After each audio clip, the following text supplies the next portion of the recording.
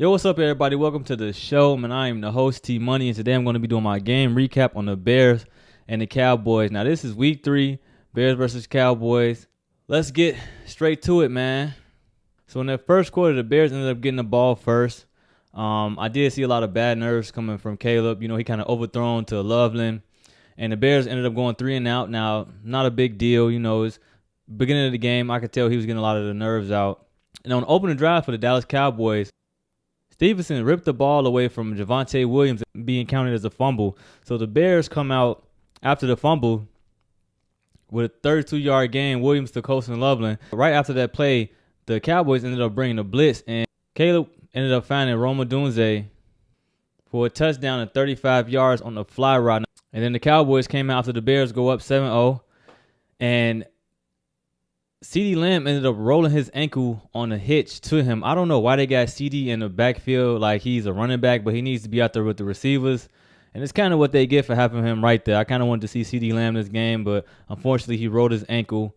George Pickens ended up becoming the number one option after CeeDee Lamb went out. After that, the Bears ended up holding the Cowboys to a 4th and 2, and the Cowboys ended up kicking a 53-yard field goal. The Bears ran the flea flicker toss to Swift back to Caleb Williams for a 65-yard touchdown to Luther Burden.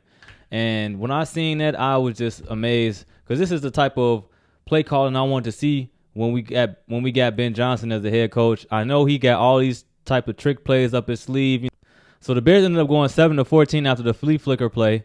And at the end of the first quarter, the Bears was up 14-3. So in the second quarter, on the 3rd and 3, the Cowboys ended up getting a false start. And on the 3rd and 8, it ended up being an incomplete pass to Pickens. And the Cowboys ended up kicking a 33-yard field goal, and the score was 6-14. And the Bears, once again, had their problems with penalties. They got a holding penalty, ended up pushing us back to 1st and 20. And then on the 3rd and 9, it ended up being an incomplete pass to DJ Moore, and the Bears go 3 and out in the second quarter. And then the Bears ended up getting another flag on the kickoff, holding on the Bears.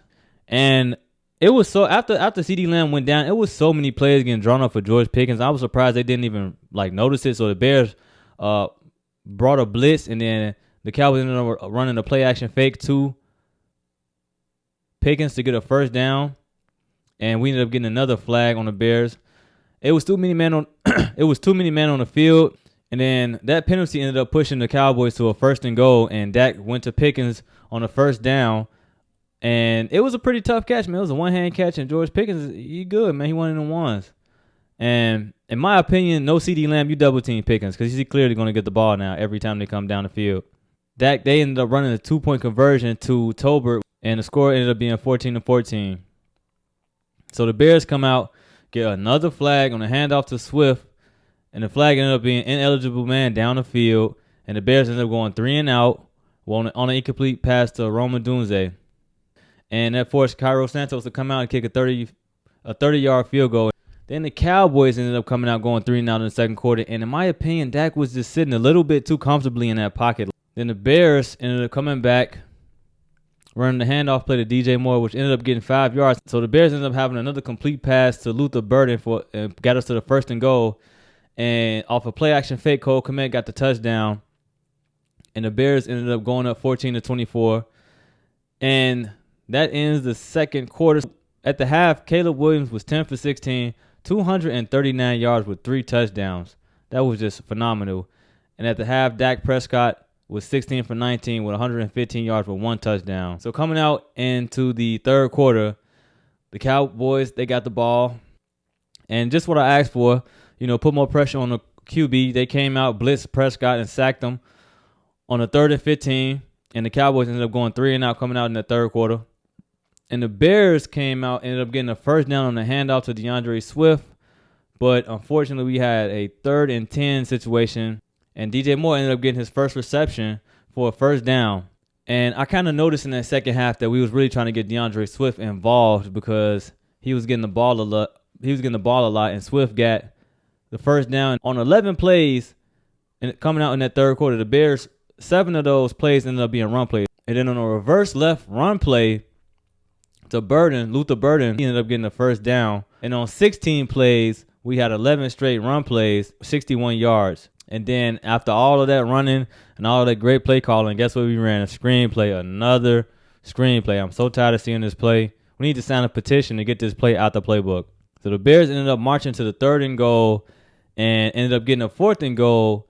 And on the 4th and goal, they kind of lost DJ Moore in the mix, and he ended up getting a wide open touchdown pass, and the Bears went up 14-31. And that whole drive took 9 minutes up off the play clocks. So at the end of the 3rd quarter, the Bears were up 14-31. Coming out to that 4th quarter, the Cowboys had the ball, and on the 3rd and 12, the Bears ended up getting another flag. So the flag ended up being illegal contact on the Bears to get the Cowboys a first down, a 1st and 10. Prescott tried to throw a pass to George Pickens, who was their number one option. I don't know why they wasn't double teaming, and he fumbles the pass and ended up getting intercepted by Edmonds. Then on so the Bears come out and run a flash fake to the left and throw right to Dunze, which ended up getting us a first down. And on the 3rd and 6, the Cowboys ended up bringing a blitz. The Bears go 3 and out. The Cowboys ended up bringing their offense out in the 4th quarter. On the 2nd and 1, Dak gets sacked again.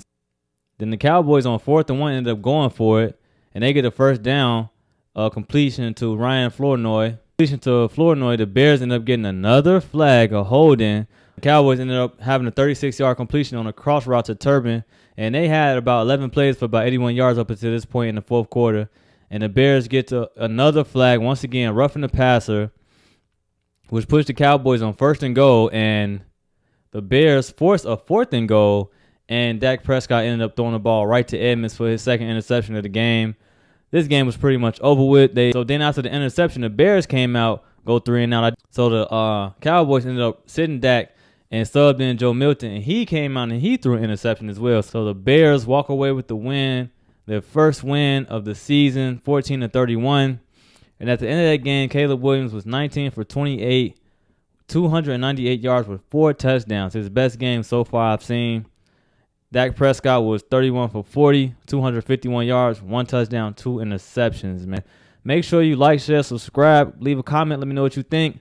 See y'all guys next time.